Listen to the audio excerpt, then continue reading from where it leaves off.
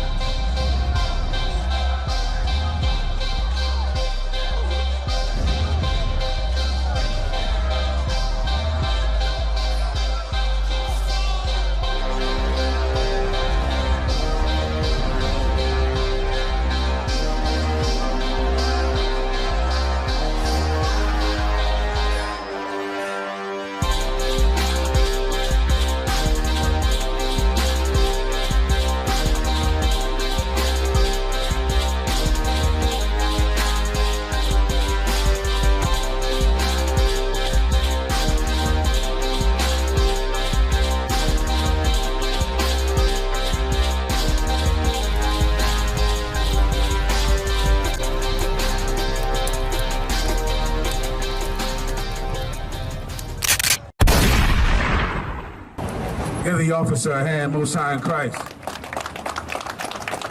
Also, let me get Captain Mahayaman up here for a second. Everyone that you might not know or you should know, we're the Israelite School of Universal Practical Knowledge.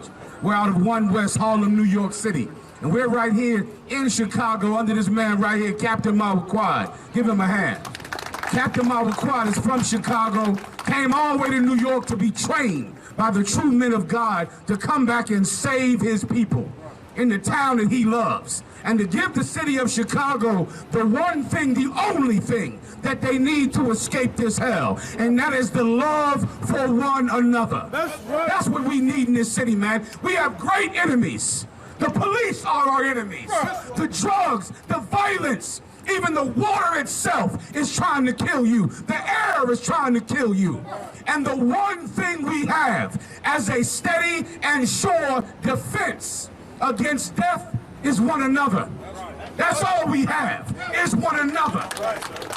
And the Israelite School of UPK, we're out here today to be a living example to you who are in suffering. We've suffered just like you. We come from where you come from. We've suffered and died and been to prison like you. And then one day, we found one another. One day we found each other, and in finding each other, we found love. And in finding love, we finally conquered the hate of our enemy. In finding love for one another, now we had a weapon against all of them that hate us. And they all hate us. Everything you see, every channel on TV, every website, every blog, everything hates the black and Hispanic man. And the knowledge of that will make you love one another. Because what else do you have? If your back is against the wall, if you're hungry, if you're thirsty, what else do you have than another brother who's hungry, another brother who's thirsty, who's willing to share with you, who's willing to give the little bit he has to you? The Israelite School of UPK, we know, give me the scripture I asked for about the greatest of all commandments. Read, please. Matthew chapter 22, verse 38. This is the first and great commandment. The Christian church, the Muslim mosque, the police, the politicians, they hate when they see a righteous black man, a righteous Hispanic man, a righteous North American Indian, because in righteousness, we will learn how to treat each other. If we obeyed the commandments of God, we would learn how to dwell with each other in peace and in harmony. If we keep the commandments of God, we'll change the ghetto everywhere. We'll change the projects if we keep the commandments of God. And here are the greatest commandments. Read. Verse 39. And the second, First again. this is the first and great commandment. Meaning out of all of the commandments, this is the big boy. This is the biggest one. This is the first one. Go ahead. Verse 39, and the second is like unto it, thou shalt love thy neighbor as thyself. Thou shalt what? Thou shalt love. First one, love the Lord thy God. This is the first and great commandment. And the second is like unto it, Thou shalt love thy neighbor as thyself. Thou shalt what? Love thy neighbor as thyself. Thou shalt what? Love thy neighbor as thyself. That's the greatest commandment, man. A lot of people run from the law of God because you want to eat pork, you want to eat shrimp, you want to do drugs and sell drugs and get high. And I get it, you're full of lust. You're selfish. But while you try to run away from God's commandments, you don't understand what you're actually running away from.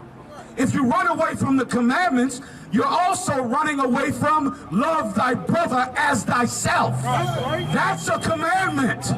That's in the law. So if you don't want the law, if you don't want structure in your life, you actually want brothers to hate each other, because there is a law that says we must love each other, and it is the greatest commandment. There is nothing more beautiful in the world than brothers that love each other. It is the most excellent thing, the greatest creation from the Lord our God, is brothers loving each other, and it is a law to do it. It's a commandment from heaven to do it. Read. Verse 40. On these two commandments hang all the law and the prophets.